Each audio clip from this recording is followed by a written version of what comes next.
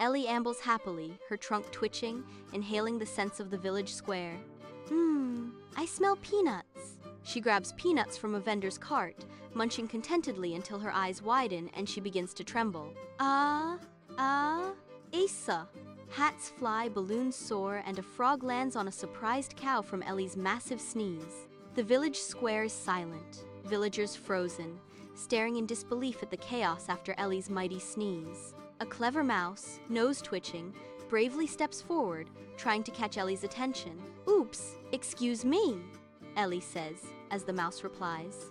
Ellie, sneeze into your trunk. Ellie inhales deeply, aims her trunk, and unleashes a torrent of shimmering bubbles into the sunlit square. Chew! The villagers erupt in delighted laughter as the bubbles burst. Pop, pop, pop! Ellie bows, her face radiant with pride. Next time I'll sneeze politely, Ellie declares, sharing peanuts with the crowd, even the cow and the frog.